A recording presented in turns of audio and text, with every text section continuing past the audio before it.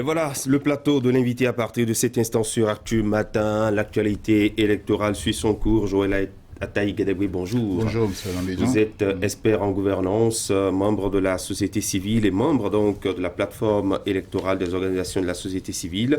Oui, quand on a été observateur électoral, comment vit-on l'attente des résultats?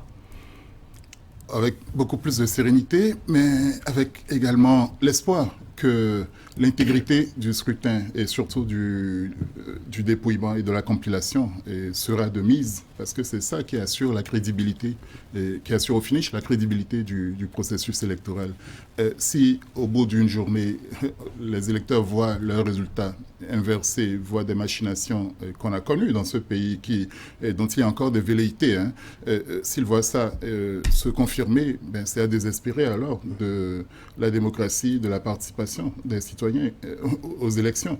Et les élections ne sont certes pas la démocratie, mais en démocratie représentative, c'est quand même pratiquement le seul moment où le citoyen a véritablement droit à la parole. Donc il est pour l'observateur, réellement, c'est un point crucial à sauvegarder à tout prix. Mais cela dépend des délégués de candidats, des superviseurs, des partis et surtout de l'organisateur lui-même, la Sénat, en ce qu'elle a pu, en ce qu'il a pu prendre les dispositions idoines pour assurer de bout en bout le respect, l'observance des règles édictées par le code électoral.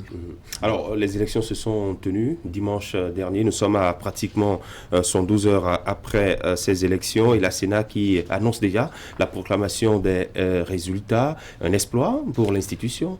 Oui et non, ça dépend de la loi. La Sénat est là pour appliquer la loi et dans son chronogramme, c'est un peu laissé à son appréciation, mais nous connaissons la pratique. Disons que pour les législatives et présidentielles, on sait que les résultats sont attendus 112 heures après. Et on parle de 5 jours parce qu'il y avait 2 jours de centralisation, de compilation, centralisation. Aujourd'hui, le législateur a restreint ça à 24 heures. Il est heureux que la Sénat nous ait annoncé d'abord que les 546 arrondissements ont tous acheminé leur cantine et autres. Là. Ça n'a pas été toujours le cas, même à Cotonou. En 1995, on a dû annuler les élections pour non-acheminement à temps des résultats de Cotonou même, voyez-vous. Donc la turpitude n'a pas de limite en la matière. C'est déjà un bon point pour la Sénat.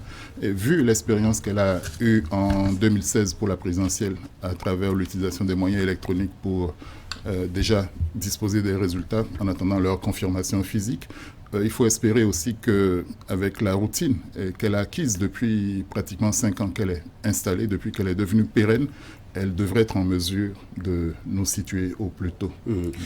Pourquoi l'acheminement des cantines? Pour vous qui avez été membre de la Sénat en 2007, pourquoi? Est-ce qu'il n'y a pas une autre option que d'acheminer les cantines des 546 arrondissements ou des 24 la méfiance électorales? Oui, chaque fois? Il y a l'option du téléphone, mais le facteur humain est ondoyant.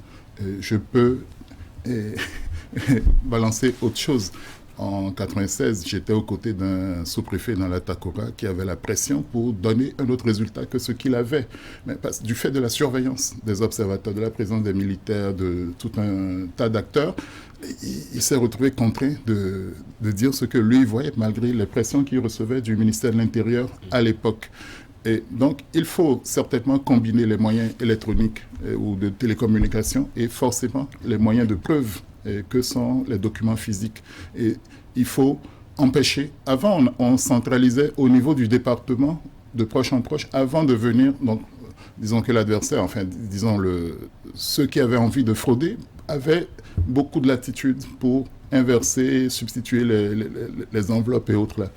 Le fait de dire que c'est de l'arrondissement qu'on converge directement vers le siège de la Sénat est un grand progrès.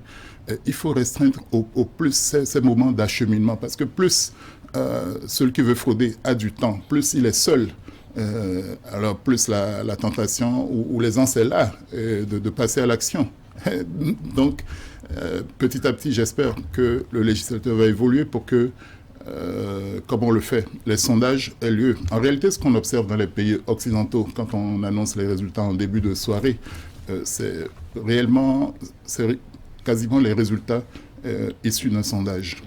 C'est pas Vous voyez, on en est encore loin de se faire confiance à ce point-là, d'accepter la fiabilité. Je connais des professionnels des sondages ici qui ont toujours donné les bons résultats, mais ils n'ont pas voix au chapitre à ce niveau-là. Et au-delà de ça, et même si on ne va pas jusqu'au sondage, au moins que les moyens électroniques, aujourd'hui les moyens de preuve de ce type-là prévalent et nous délivrent de cette angoisse et voire des spéculations qui peuvent créer d'autres troubles.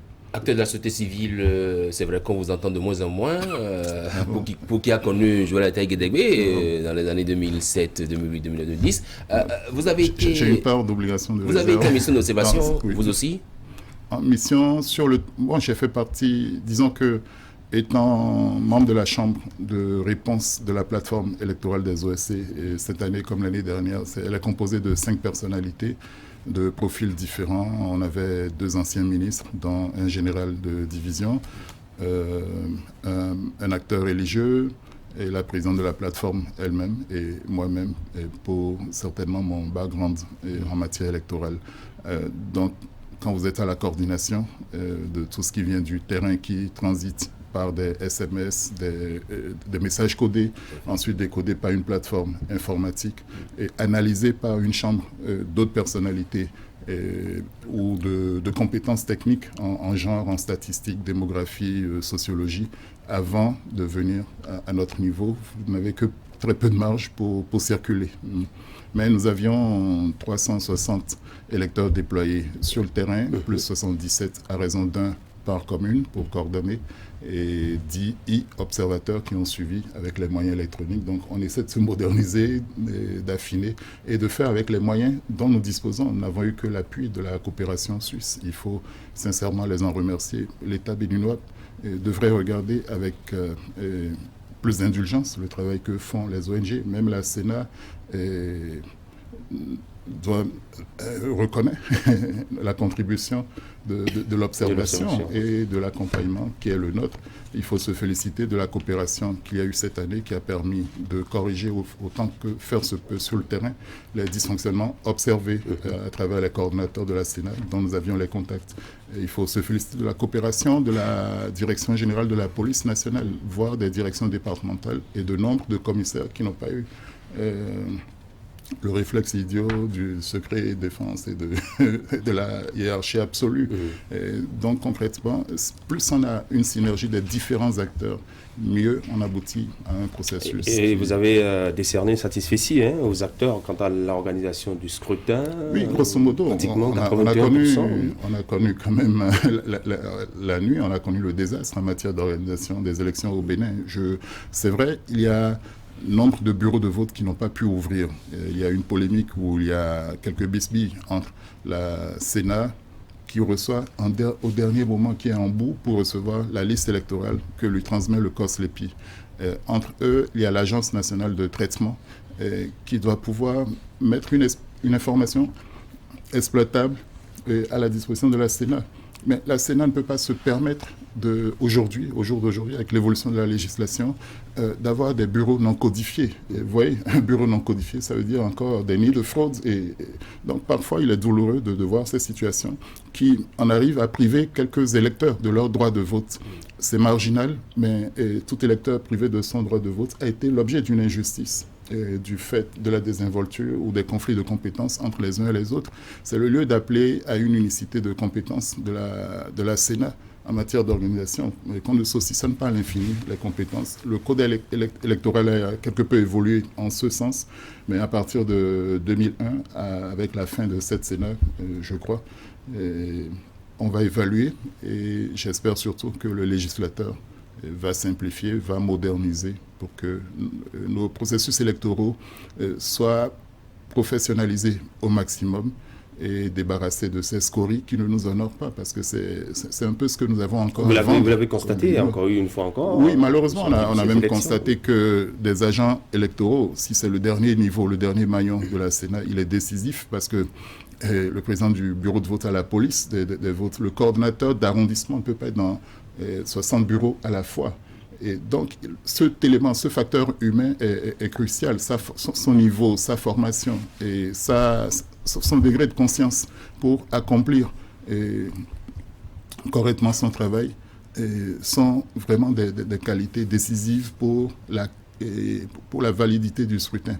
Mais par exemple, à Toviklin, on a vu tout un bureau de vote complet, voire des représentants de candidats assister les bras ballants à du bourrage d'urne par un chef village qui est venu voter 1 fois, 2 fois, ensuite 5 fois.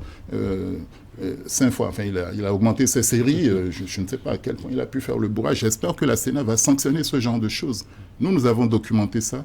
Et il est inacceptable qu'on continue de vexer. C'est vrai que dans la journée du dimanche dernier, il y a une alerte qui a été donnée dans la mi-journée, par la plateforme dont vous êtes membre d'ailleurs. Oui, parfois. Est-ce que vous avez senti un changement entre l'alerte de la mi-journée et le résultat au finish le soir? L'alerte en termes de fraude ou... Oui, l'alerte en termes de ce qui vous est revenu du terrain. Oui, nous avons continué à en avoir. Et quelquefois, ça a été corrigé. Et alors, le drame de l'observateur ou de l'observation, c'est